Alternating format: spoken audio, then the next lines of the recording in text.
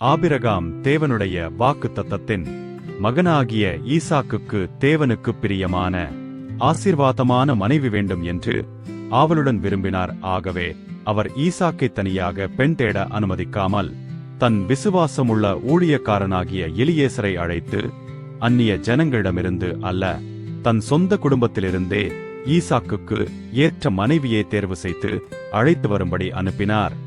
எலியேசர் தேவனை நம்பி நீண்ட பயணத்தை ஒட்டகங்களுடன் ஆரம்பித்து மெசொப்பொத்தாமியாவில் உள்ள நாகோர் பட்டணத்திற்கு சென்று கிணற்றண்டையில் தேவனிடம் ஜெபித்து, எனக்கும் என் ஒட்டகங்களுக்கும் தண்ணீர் வார்ப்பவளை ஈசாக்குக்கு தேவனால் நியமிக்கப்பட்ட மனைவியாக இருக்கட்டும் என்று அடையாளம் கேட்டார். அந்த ஜெபத்திற்கேற்றவாறு ரெபெக்காள் என்ற இளம்பெண் வந்து எலியேசருக்கும் அவனுடைய ஒட்டகங்களுக்கும் மனமு வந்து தண்ணீர் வார்த்தாள். மேலும் அவள் ஆபிரகாமின் சகோதரன் நாகோரின் குடும்பத்தைச் சேர்ந்தவள் என்பதை அறிந்தபோது தேவன் தாமே இந்த தேர்வை செய்துள்ளார் என்று எலியேசர் உறுதி பெற்றார். பின்னர் அவர் நடந்த அனைத்தையும் ரெபெக்காளின் குடும்பத்தாரிடம் விளக்க, அவர்கள் தேவனுடைய விருப்பத்திற்கு ஒப்புக்கொண்டு ரெபெக்காளை ஈசாக்குக்கு மனைவியாக அனுப்பினர். ரெபெக்காளும் தன்னிச்சையாக நான் போகிறேன் என்று கூறி தேவனுடைய அழைப்புக்கு கீழ்ப்படிந்தாள். சாயங்கால வேளையில் ஈசாக்கு வயல்வெளியில் தியானித்துக் கொண்டிருந்த போது ரெபெக்காள் அவரை கண்டாள்.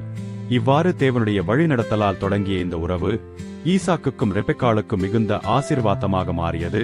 இதன் மூலம் ஜெபம், விசுவாசம், கீழ்ப்படிதல் ஆகியவற்றின் வழியாக தேவனுடைய திட்டங்கள் எப்போதும் நிறைவேறும் என்பதை இந்த கதை நமக்கு கற்றுக் கொடுக்கிறது.